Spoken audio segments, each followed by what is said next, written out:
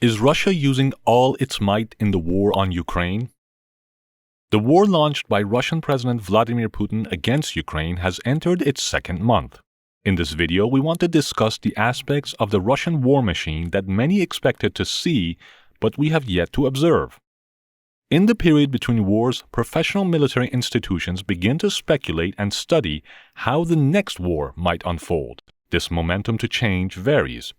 Generally, the losing sides of wars have greater motivation. The German post-World War I study and the post-Vietnam U.S. Army are such examples in modern history. However, even militaries on the victor sides have an institutional imperative to explore what success looks like for future operations. This can be to protect institutional budgets, retain political support, or as a result of changes in the strategic environment, including geopolitics, technology, and so forth. For the United States, the current theme in military modernization and preparing for future wars focuses on what is described as multi-domain operations. This has various manifestations in different services. Russia has described and known to adopt a strategy of active defense. According to one report, Moscow conceptualizes what the Russian military should do to deter a war before it begins and for how it would fight a war against a militarily superior opponent. The concept of active defense builds on decades of intellectual endeavor by the Russians and Soviets. As the report notes, active defense has appeared in debates among leading military theorists since World War I and the Russian Civil War. In a 2003 speech, Russian General of the Army Valery Gerasimov explained the military role in active defense as, "The value of science is in the foresight.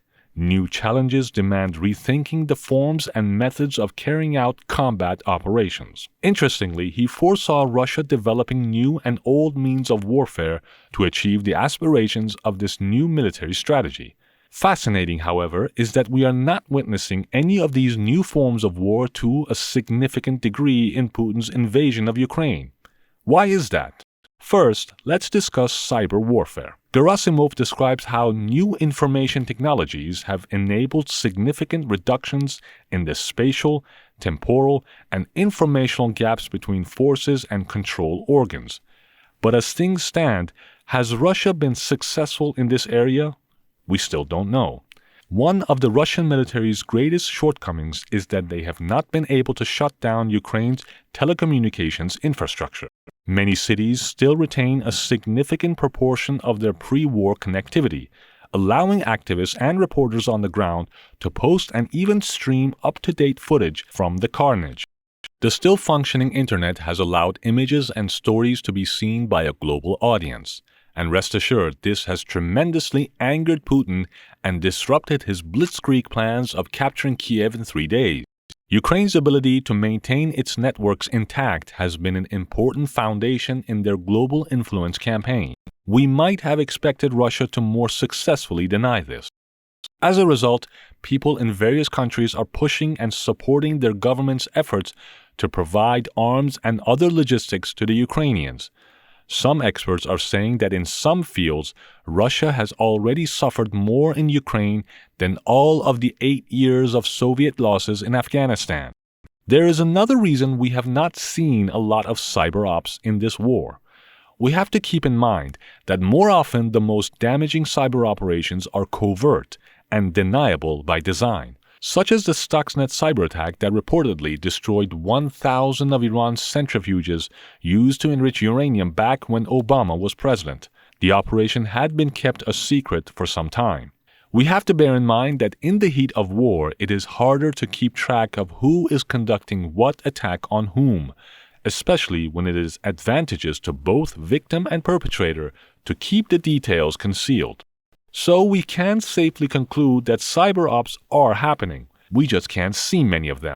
One could even argue that NATO members could already be involved in some cyber operations against a variety of Russia's interests, possibly to even send messages to Putin to end the war and agree with political negotiations. There has been much talk about Russian military mentality on political or information warfare, but Gerasimov has always made it crystal clear that the thrust of military strategy is conventional and nuclear warfare. Yes, even hearing the term nuclear warfare is disturbing considering the circumstances and Putin's unpredictability. Second, as startling as it may sound, the Russians do not seem to be a force under a unified command and control. Gerasimov notes that differences between strategic, operational, and tactical levels, as well as between offensive and defensive operations, are being erased. This implies a more unified approach, while the term erased can cause alarm bells about the current fragile status of the Russian high command. We have still not been witnessing this from the Russians. Indeed, we see three different wars in the north, east, and south of Ukraine. Simply put, this is a sloppy implementation of strategy and quite surprising from a military previously described as second only to the United States. Now, one important question is, who is the Russian theater commander? A theater commander is literally the operational artist of a military campaign. They are fully aware of the political strategy at play, and they plan the sequence and execution of their military operations to ensure that tactical battles realize the sought political strategy. Another thing some might have expected to see more of, considering the volume of reporting regarding Russian capabilities, is human-machine teaming. The Russians have dozens of programs for autonomous reconnaissance and combat vehicles in the air, sea, and land domains. Russia has developed certain expertise in the use of drone swarms. Russian developments may present a certain challenge to Western forces' quest to remaining dominant through the course of combat. In the early days of Putin's campaign, the world saw a minimal use of these systems. However, this has begun to change more recently, primarily in the air domain over Ukraine. One example was an armed drone using artificial intelligence to choose a target.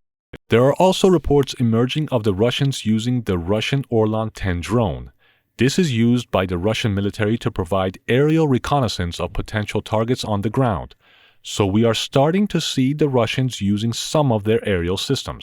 But as of yet, there are no or little use of ground systems such as their Uran 9 unmanned ground combat vehicle or the Marker combat robot. Considering the remarkably high number of casualties among Russian troops and increasing urban operations into Ukraine, the Russians may become attractive in the near future. In the past decade, the Russian military theory has been focusing on new equipment and so-called wonder weapons. Therefore, these are three capabilities we probably should have seen play a larger role in the ongoing Russian invasion of Ukraine. The fact that we are not leads us to reconsider and question the true effectiveness of Russian military transformation. It also provides insights for about how to actually develop and update an effective 21st century military organization.